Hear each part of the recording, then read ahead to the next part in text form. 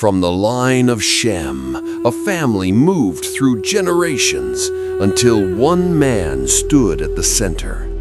Abram. A father's house, a brother's line, a destiny waiting to be called. Then the command came.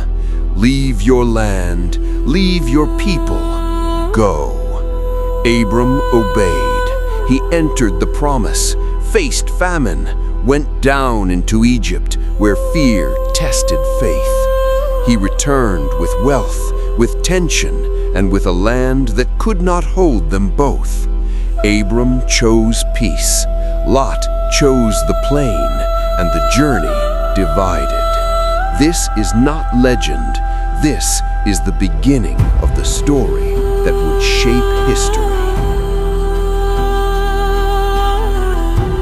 Genesis chapter 11, verses 10 through 26.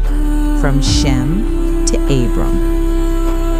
This is the account of Shem's family line. 2 years after the flood, when Shem was 100 years old, he became the father of Arphaxad. And after he became the father of Arphaxad, Shem lived 500 years and had other sons and daughters. When Arphaxad had lived 35 years, he became the father of Shelah. And after he became the father of Shelah, Arphaxad lived 403 years and had other sons and daughters.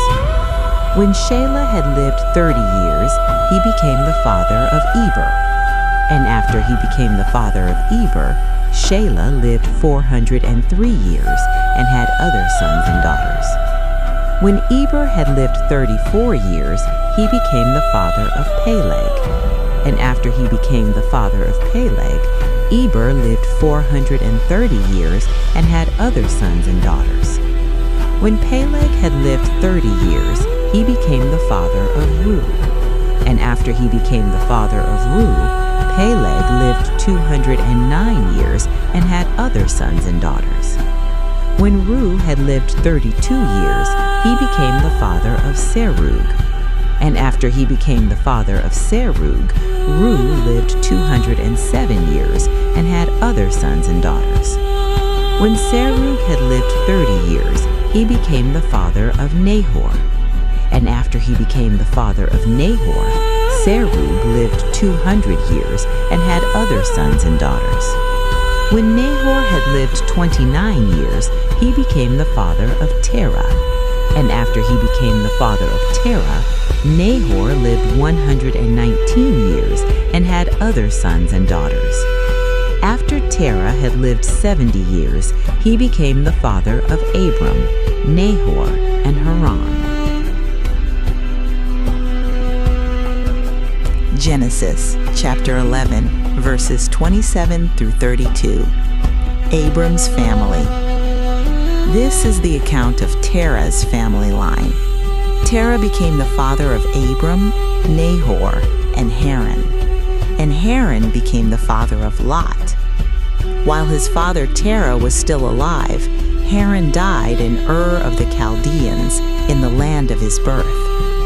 Abram and Nahor both married. The name of Abram's wife was Sarai, and the name of Nahor's wife was Milcah.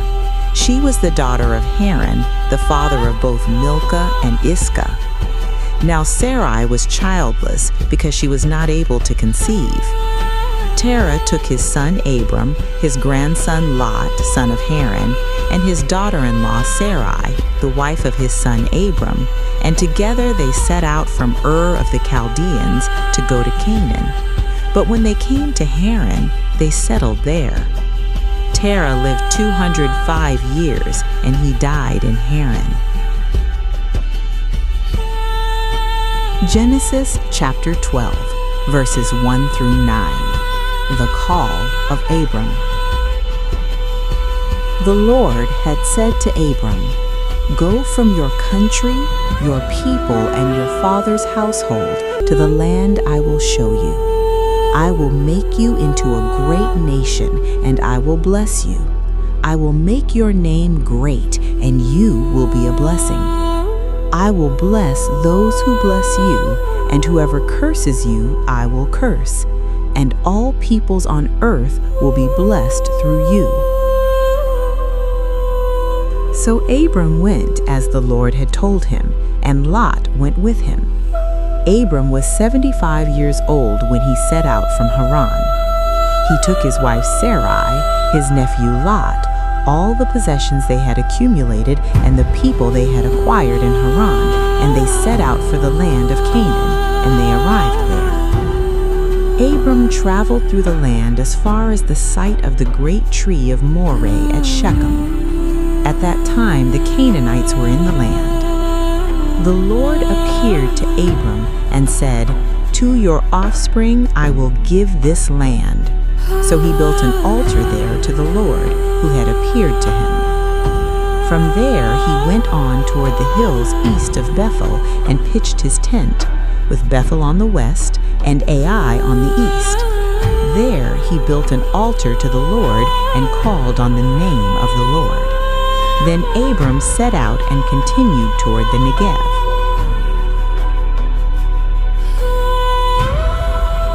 Genesis chapter 12, verses 10 through 20.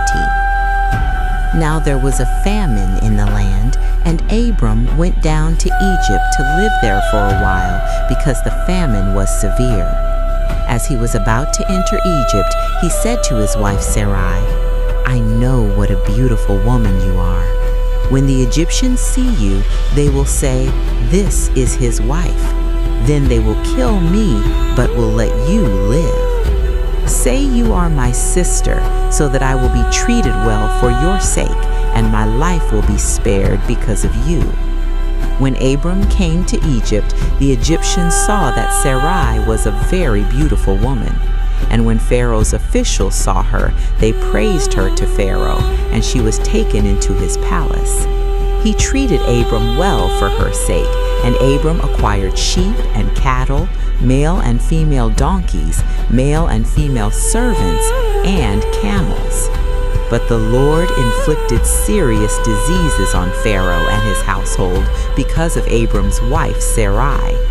So Pharaoh summoned Abram. "What have you done to me?" he said. "Why didn't you tell me she was your wife? Why did you say she is my sister so that I took her to be my wife? Now then, here is your wife. Take her and go." Then Pharaoh gave orders about Abram to his men, and they sent him on his way with his wife and everything he had.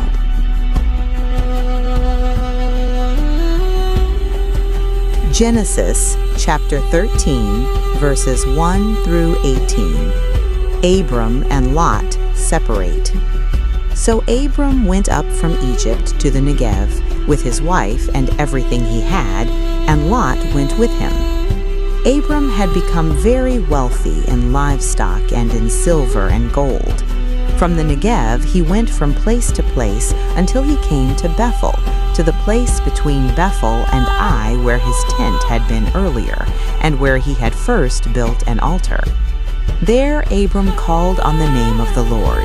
Now Lot, who was moving about with Abram, also had flocks and herds and tents. But the land could not support them while they stayed together, for their possessions were so great that they were not able to stay together. And quarreling arose between Abram's herders and Lot's.